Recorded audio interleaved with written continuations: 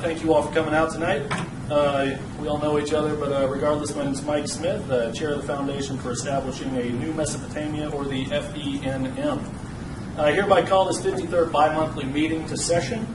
Present are the counselors of the Proliferation of Female Oppression, the Committee of Animal Refuse. Looks like we have the lead board members of the Society of Judicial Amputations, and board trustees of the Artificial Insemination of Ox and Camel. Thank you for coming out. Along with the general council members, welcome to you all. So today's meeting is slated to cover the proposed legal structure of New Mesopotamia, which we are, of course, agreed upon styling directly after Hammurabi's Code. Documentation of said legal structure will be filed under, looks like docket number 347A625, Article 2, Section B, and is titled Jurisdictional Proposals for New Mesopotamia. So, to get right to business here, we've got a list of proposed bills taken verbatim from Hammurabi's Code to present to the committee. Basically, we're going to run down the list. We're going to take a quick vote after we give a general description and hold a brief Q&A. Any questions before we begin? Okay, then. All right, let's begin. So it looks like proposed bill number 1 reads, if a holy woman opens a tavern door or enters a tavern for a drink, she shall be burned to death. Any questions or concerns with this one? Yes, John from Ungulate Husbandry. What if the holy woman accidentally opened up the wrong door? You know, she didn't know it was a tavern. Would she still be burned to death? Oh. Let me check. It looks like it's pretty straightforward here with the verbiage. It says, if a holy woman opens a tavern door, not why she opened the door. So it seems the answer is yes, we'd still have to burn her to death.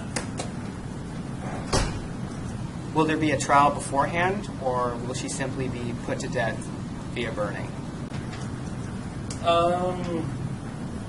Looks like no trial. We just burn her. To death? Yeah, to death. And any more questions on this one?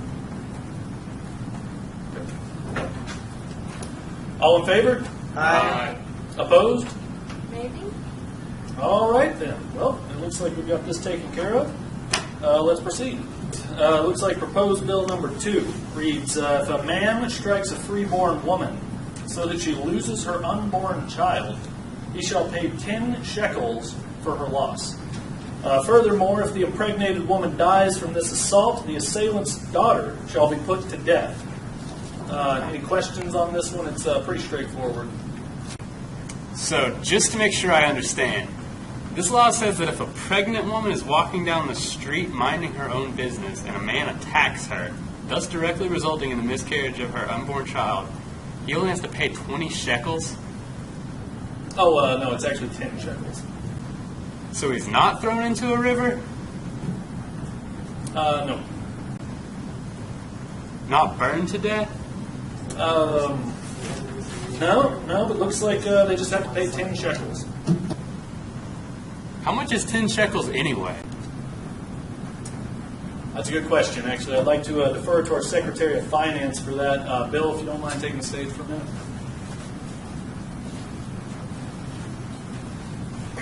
Well, a shekel is a measure of weight in relation to gold.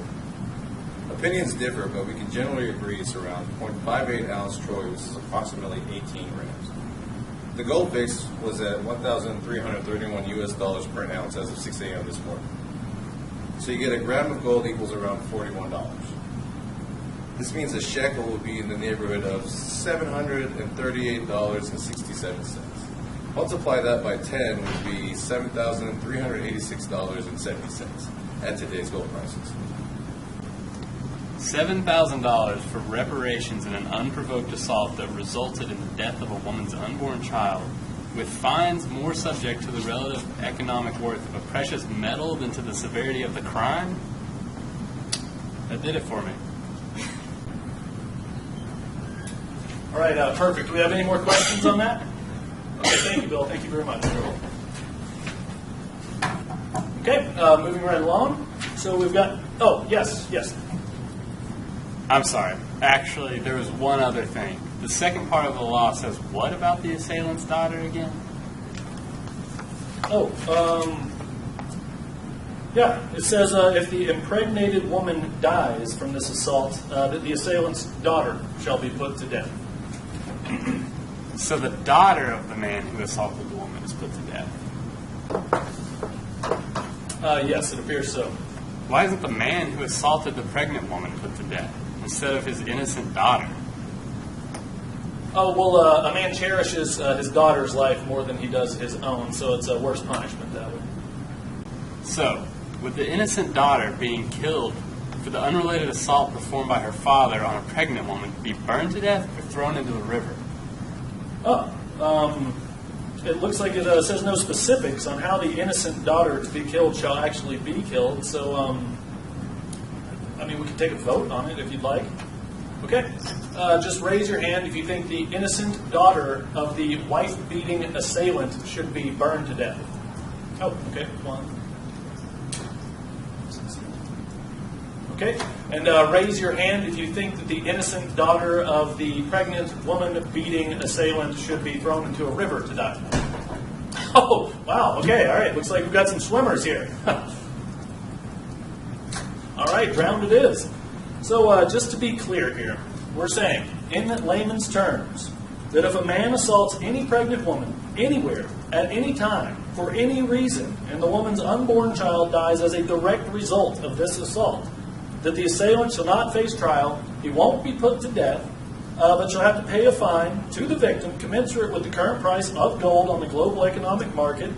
Furthermore, if the pregnant woman dies as a direct result of the previously mentioned assault, then the daughter of the assailant, just to be clear, not the assailant, but the innocent daughter of the assailant, shall be put to death by drowning as a punishment to her father. Oh, and at which point all monetary fines would be waived. Does that sound about right to everybody? Okay, so moving right along here, it looks like the next bill on the docket, verbatim reads, if an adopted son says to his adopted father or mother, quote, "You are not my father or mother," his tongue shall be cut off. Aye. Okay, that was an easy vote. Opposed? All right. Looks like that's it for the legislation today on the docket, gang. Next thing on the list here, we've got Danny White, our Secretary of Religion, is going to be coming up to the podium and discussing some topics with us regarding the future of our civilization. Thank you again.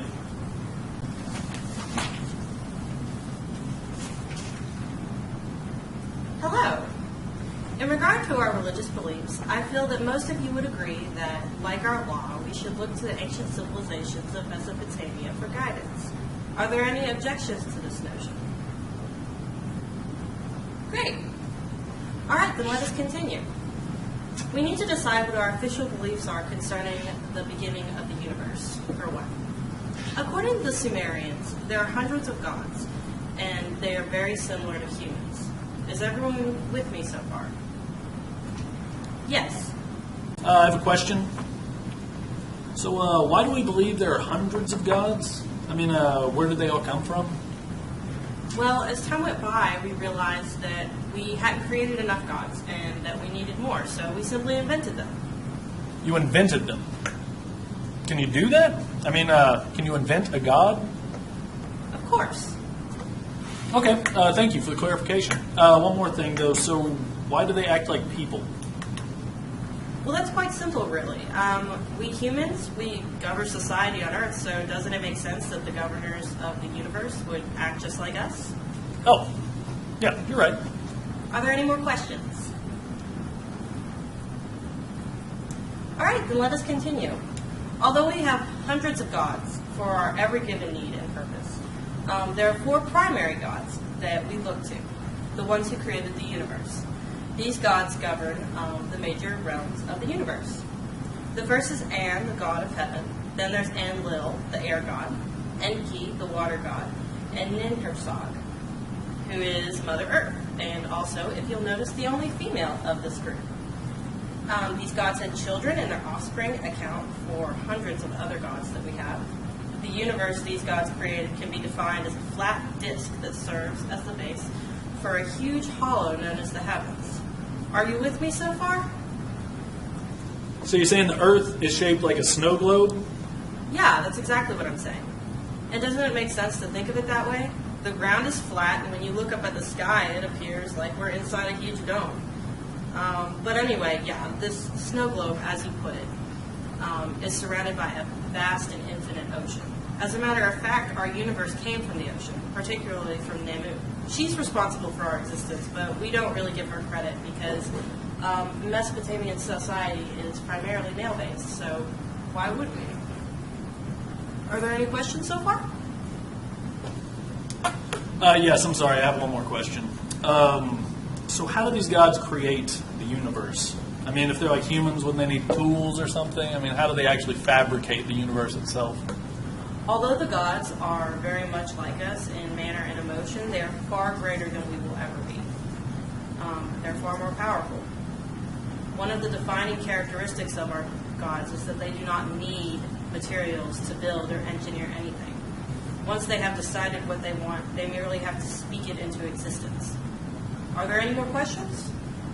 Very good. I will now hand the floor over to our military expert so we can discuss how we will handle expansion as a civilization, as well as other military matters. Thank you.